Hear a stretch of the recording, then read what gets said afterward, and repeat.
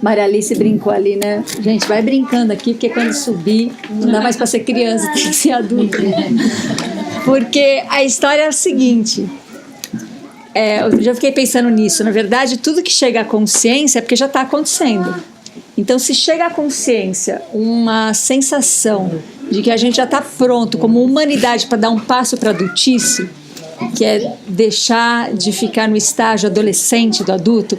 Outro dia, uma amiga pegou e falou assim, ela falou, eu entendi exatamente o que você quis dizer com o adulto infantil, porque eu fui na casa da minha avó, que é a bisavó da filhinha dela, e aí aquela situação, ela estava com sono, ainda saindo do carro, e veio a Bis e falou, vem com a Bis. Ela, não.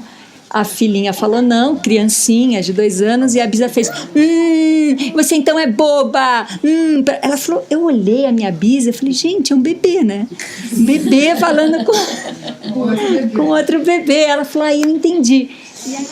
Mas o que eu queria focar hoje é numa coisa assim bem específica mesmo, que eu acho que vai ajudar bem a gente a caminhar nesse processo. Comecei a perceber que se a gente olhar nessa primeira idade, assim, do 0 aos 5 anos, é quando a criança mais desenvolve na história da vida dela inteira. Tudo que ela desenvolve intelectualmente, fisicamente, emocionalmente, a coordenação, enfim, é um desenvolvimento que nunca mais você vai ter essa quantidade, né? E essa qualidade.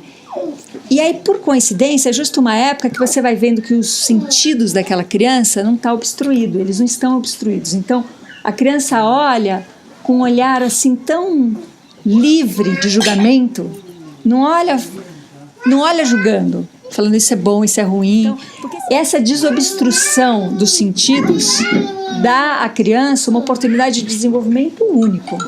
Então, essa foi uma questão que foi ficando muito claro. De como a gente tem um ouvido obstruído, olhar obstruído, né? O sentido, a gente já sabe se gosta, se não gosta, se é legal ou não, a gente já olha e julga. E aí, observando isso, eu fui pensando o que é que está obstruído em nós, né? Aí a gente começou a perceber o quanto as nossas crianças, não interessa se vai na escola, se não vai na escola, o quanto elas estão o tempo todo recebendo informação, recebendo estímulo, recebendo... As nossas crianças, por exemplo, participam de conversas adultas. Tudo aquilo que uma criança recebe, que não consegue processar, que ela está atenta. Por exemplo, esses bebês não estão atentos nesse lugar, eles estão olhando outra coisa.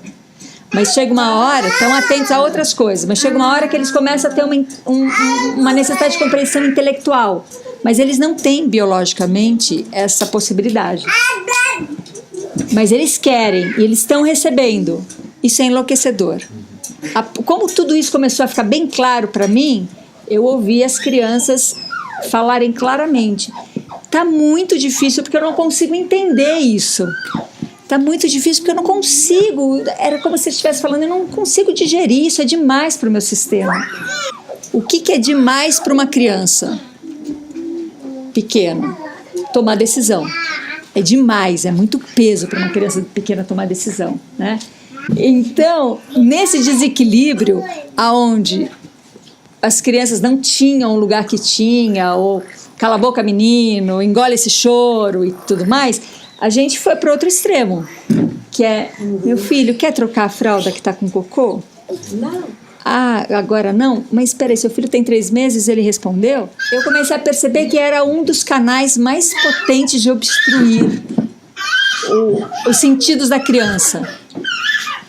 E o outro, que é mais assustador, que é quando a gente pede desculpa para as crianças.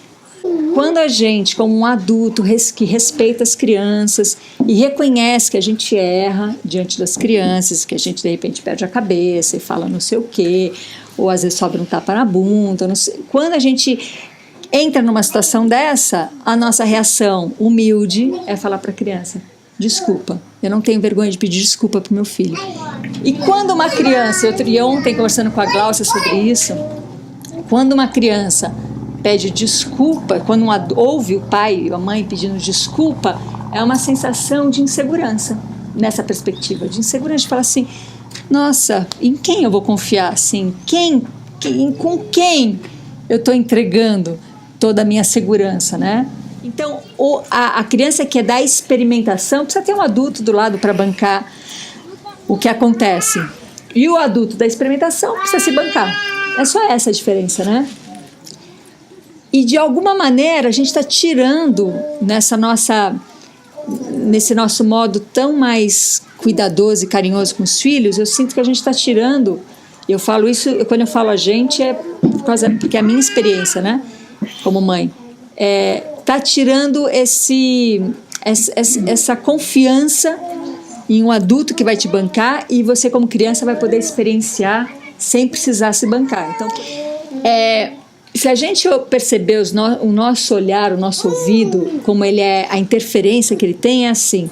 Quando eu estou ouvindo, por exemplo, uma criança fazendo um chilique, o meu ouvido, ao invés de escutar que tem alguma coisa acontecendo ali e bancar como adulto essa experiência, essa experimentação da criança, que às vezes é dar um limite, às vezes é deixar ela viver aquilo, às vezes é convidar ela para... Não dá para saber, você entra em criar, não tem uma regra para isso, né? A gente trabalha muito sem a receita, a metodologia, porque assim, se você tiver em relação com a criança, você sabe o que fazer. É como se parasse no ouvido a informação da relação, como parasse nos olhos, e ao invés de chegar para algo em nós que sabe, mesmo que a gente não saiba, sabe o que fazer, para ali em quem está condicionado. E esse condicionamento é um condicionamento implacável, assim. Você pega e fala, não, é isso, essa criança está me provocando. Então, conforme a gente vai tendo essa experiência em nós de sentidos desobstruídos, a gente começa a olhar a criança para ver que ela não está obstruída. Ela não está chilicando por obstrução. Ela está chilicando como pedido de ajuda, ou pedido de interação, ou pedido de limites. Né? Porque essa questão da educação, dessa perspectiva, ela é assim. Como somos desconectados, como a gente está com todos os nossos sentidos desconectados entre eles, né? Então a gente não tem essa integridade, a gente não tem essa inteireza na existência, a gente está todo despedaçado, a gente está impotente. Quando a gente está impotente, está nesse processo de que eu não sei, eu não tenho acesso ao que sabe em mim, eu preciso de uma referência de fora. Então eu começo a ser determinado de fora. Quem pensa dessa maneira para eu pensar, né? Ou uma pessoa que eu admiro, como ela pensa para eu pensar igual, né? Ou, enfim, a gente começa a ser determinado de fora. E esse determinado de fora a gente pode chamar de educação. Se tem uma conexão, se não tá preso em hábitos, em crenças, em padrões, essa integridade da existência sabe. Então ela não precisa de educação. Ela não precisa de referência de fora, porque ela sabe. Ela precisa do quê? De interação, de relação, para ir ativando saberes, para ir desenvolvendo saberes, mas não de educação, não de conhecimento externo. Ela se relaciona com o conhecimento, mas ela não precisa do conhecimento. Né? É delicado isso, porque é uma nuance, é cheio de nuances, não é branco no preto, não tem regra para isso, né? É uma construção, é uma criação, e é uma coisa inédita, que a gente não vai ter alguém nos educando para sermos adultos. É uma construção nossa na relação. Como é que na relação com a criança a gente se torna adulto? Percebe o que é criança, percebe a nossa capacidade biológica e de integrar, né, do adulto. Como é que a gente se autocria, e agora com foco em nos tornarmos adultos, né? Porque... né? Entende o que eu estou falando? A gente está querendo encontrar esse lugar onde a gente não precisa ficar no outro extremo e virar refém da criança, igual nós viramos, ou alguns aqui viraram refém dos pais, né? Mas como é que a gente encontra esse lugar assim onde não se perde esse ambiente saudável e necessário para uma criança crescer?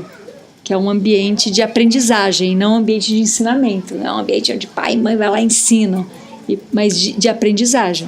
Tanto que